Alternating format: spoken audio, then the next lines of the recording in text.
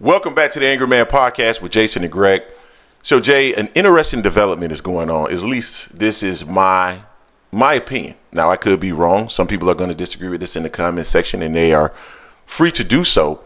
But there's been so much criticism out there in regards to Gervonta Davis and who he's been willing to fight over the last few years. I think Mayweather Promotion moved Gervonta Davis in a way that made him a superstar, and I do believe personally that some of the fighters that he fought were more formidable than what people want to give them credit for, considering the fact that Pitbull Cruz moved up and won a title at 140 pounds. And then we start hearing the likes of Devin Haney interested in making a fight with Pitbull Cruz. Rayo has since moved up and won a title. Now, Tank didn't fight him, but Barrios moved up and gave Keith Thurman all he can handle and now has a title. I think it's an interim title at 147 pounds. Gervonta Davis knocked him out.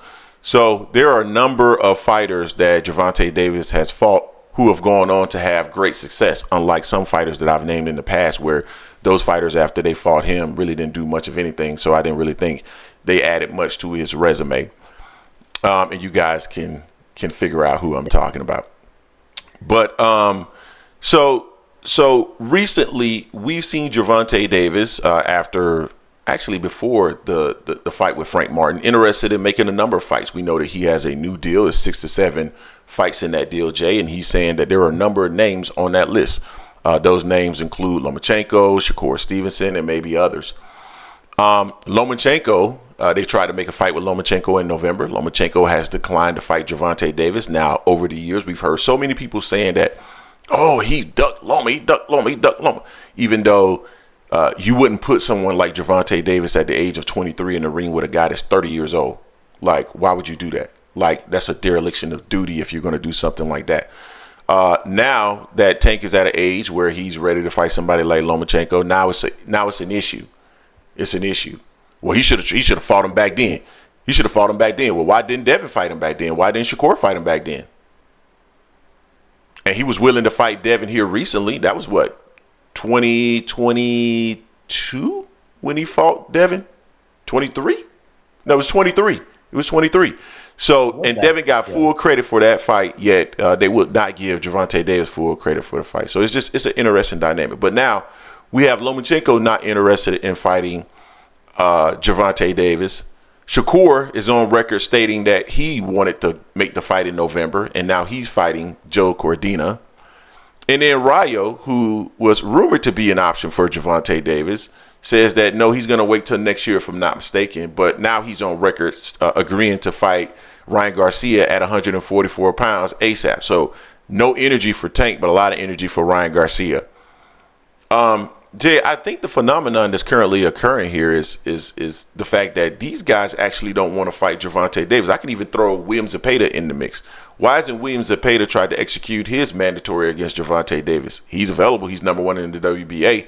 So none of these folks, if you will, seem to be all that thrilled or engaged or interested in making a fight with Gervonta Davis. Is it possible that we have some Ducktales going on here, Jay, and that these guys are really ducking Gervonta Davis? Just my opinion. Everybody. Jay, what's your thoughts on that, man? What's your thoughts? Yeah, I'm disappointed in Robert Garcia and Rayo's camp completely. Because the way that particular fight, I thought was going to be the next one for Tank. I thought that would have been it. He beat a guy that people said Tank struggled with when Tank had one hand in Pitbull Cruz, and he beat Pitbull Cruz decisively. So I was like, oh, that's a good little matchup. He got some power he can crack. He's at 140. Tank goes to 140. That's a good fight, good matchup for him.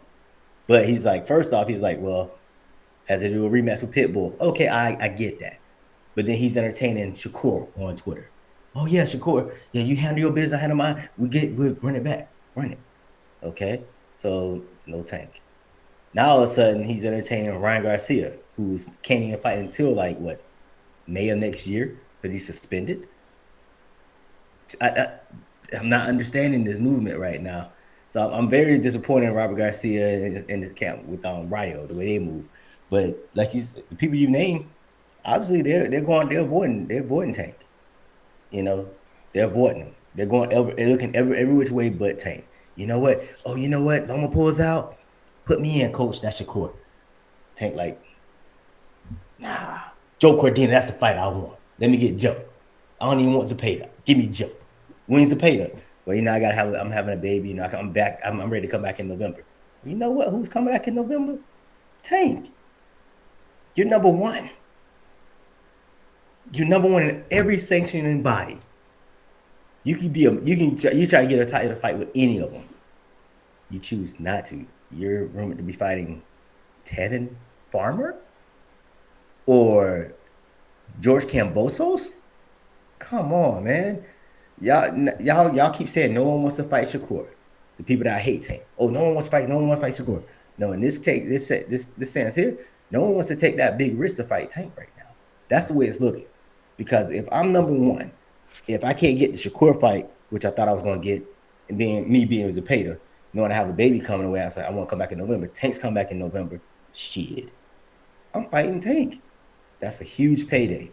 That's the biggest risk at 135 as well. If I feel like I'm the best at 135, I'm going right at him. It's there. You don't have to do too much, but they didn't. So it's like, now people going to be talking about, well, Tank ain't fighting nobody. You clearly just said 3 people that are saying no to Tank. So Tank's got to do what he got to do. He's going to have to fight someone else at 135, whatever it may be, in November. Stay busy because he can't get the fights because people are obviously saying no to him. Yeah.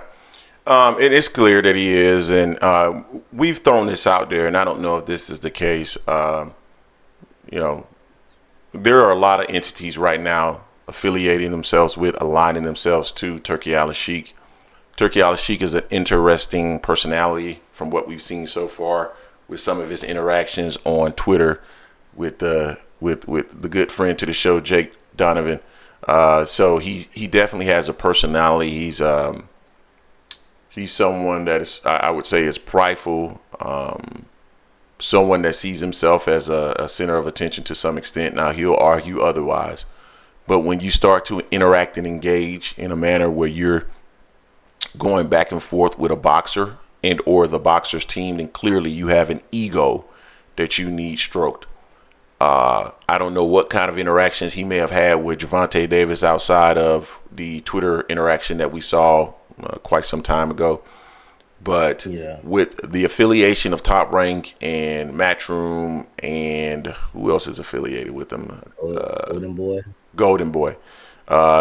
Maybe there's a possibility that they're only going to interact with certain entities. I have no idea. We've seen PBC fighters on Riyadh cards. I'm assuming that was because of just this transitional period. I would not expect to see that moving forward. So I don't know. We'll see. But clearly, these fighters aren't as anxious to make these fights with Gervonta Davis as they are claiming, and we need to stop stating that on social media and other areas, trying to create a narrative that these fighters are so eager to fight Gervonta, and it's Gervonta Davis that's trying to avoid these fights. I don't believe that to be true at all. You guys tell us what you think in the comment section. Don't forget to hate, like, comment, and subscribe. This is the Angry Man Podcast, AM Sports Media, and we are out.